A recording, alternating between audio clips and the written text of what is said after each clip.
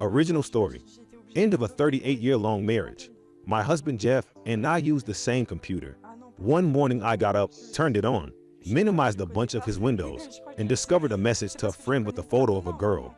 Jeff had written to his friend this was his sexy Argentina girlfriend, and he was going to be on the first possible plane down to see her. I was knocked flat, like a hammer to my chest. I didn't know what was going on. I truly believed Jeff would have been the last possible man to do this.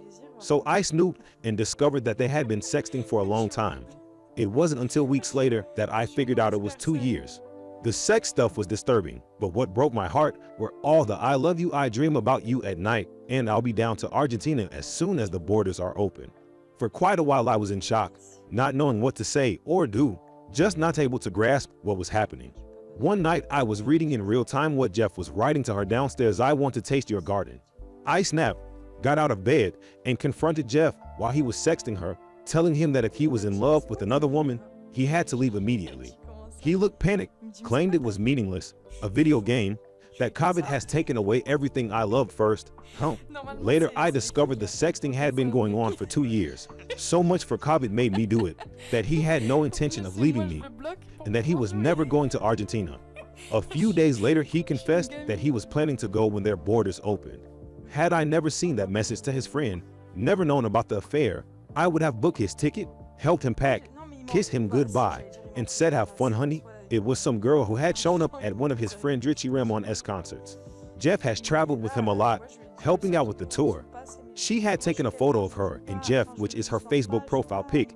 They exchanged contact info, and then started chatting, and then sexting, and then decided they were in love. Although the night I caught him he claimed he loved me, that when he wrote "I love you" to her, it was just typing.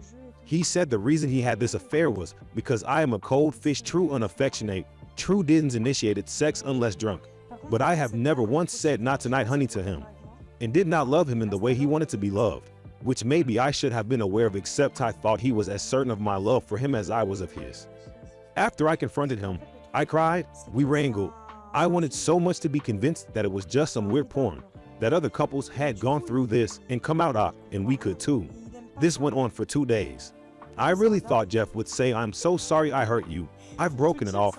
You are the most important person in the world to me." I waited to hear those words. They never came. Why didn't I ask him to break it off in front of me when he was still claiming it was meaningless, a video game?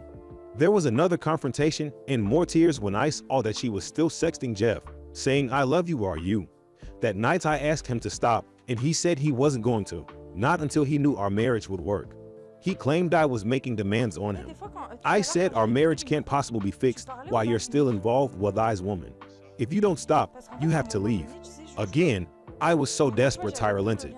It was so crazy that he thought this was I couldn't think straight. Still can't. More wrangling, more text from her, more heartbreak. The next night I finally lose it and type "go away" to her when she comes on Instagram.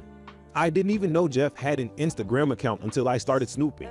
Cause until I saw the message to his friend I was never a snooper or a jealous person.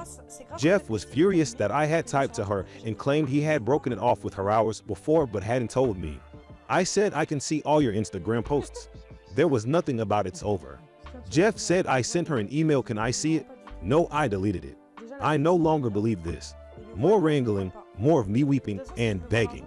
Jeff says he doesn't know what to do, not sure our marriage will work, not sure if I can be the warm, affectionate person he wants. Says we need to take a step back.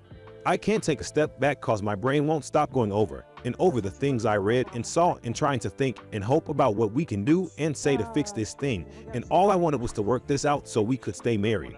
He kept saying he needed to be alone to think, and in my own insanity I thought I had to give him what he said he needed, although my gut was telling me to insist on staying here with him and finding a resolution together.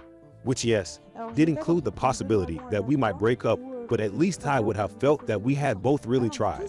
I didn't want to move in with any of my pals, didn't want to let them know what had happened, and I didn't want to go stay alone in a hotel. I ended up flying back to the States. $1,000 later, I was on a plane to Chicago, which was on total lockdown, couldn't even get a cup of coffee, and then on a train to Indiana, a state with no mask mandate, to stay with a friend there for 5 days. Instantly risky for me, but I was desperate. Jeff said he would use the week I was gone to sort out his own mind. I get back home after a horrendous, exhausting trip, A passenger in my row kept taking off his mask. My flight was almost diverted to another airport because of poor visibility after 2 aborted landing attempts, and a 6-hour van ride, traveling from 4 a.m. to 9 at night. I am barely keeping it together by the time it was over and found Jeff on the porch drinking and smoking. He did make me some chicken. I've had zero appetite since this started, and I cry, what did you decide? I want to be with you. And the whoosh of relief and happiness I felt must be what a shot of heroin is like. I went to bed relieved and relaxed for the first time in weeks and woke up to an agitated Jeff who is not sure he's made the right decision. More wrangling, more sobbing, more begging, and we get to. We are both committed to the process of rebuilding our marriage. I was actually looking forward to this. After 40 years, I thought it would be exciting to try something new, to talk more, for me to show Jeff how much I love him in a way he would appreciate, although I do think I would have fallen down on the ego boosting the groupie is so good at. I never got the chance at the marriage rebuild, never got the chance to show Jeff I could change and change sincerely. Because the day after I got back, he told me of this drama his family in Florida is going through, and I say you have to go there. I book his ticket on my own Amex card, insist he take the phone and the computer and my new expensive backpacker, pack him a lunch for the van ride, and he kisses me goodbye and says see you in a few weeks. I'm not happy. I was looking forward to creating a new stage in our marriage, something different. But I'm hopeful that we can work it out when he gets back. So I mock, blood pressure not great but not trying to kill me. I thought I was the picture of health, but I was diagnosed with high blood pressure last Jan. Thanks, Mom. 2 days later, Jeff calls to tell me he doesn't know if he wants to be married to me. I ask if he's sexting her again and he says yes. He says he has always put me first, a claim that has me and my grown kids and everyone who knows us baffled. Everyone thought he was so lucky the way I spoiled him, and he is choosing himself now, putting himself first. I said, have I ever asked you for anything before? He said, no, you haven't. I asked him again to please stop sexting her. That was the only way our marriage had a chance. He refused. I hang up, write him some pitiful, pleading texts, have an ugly crying fit, and take my blood pressure. It is over 200. Twice more that we could hit 200. I really humiliated myself, begging that's attractive, trying to reconcile the man I married with this person who doesn't see any issue with us talking about how to fix our marriage while he is sexting the groupie every day. It took a week for me to say to myself, if Jeff says he doesn't know if he wants to be married to me, that means he doesn't want to be married to me. You don't tell a person you love, I don't know if I love you. I couldn't do this anymore. How can I care about a person who hurt me so badly? I had to accept my almost 40-year marriage is finished and try to find a way to be out with that cause, otherwise the stress will literally kill me.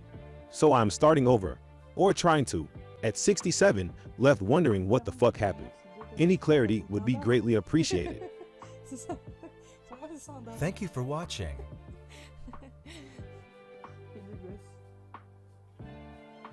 Non, regarde les gâteaux. Regarde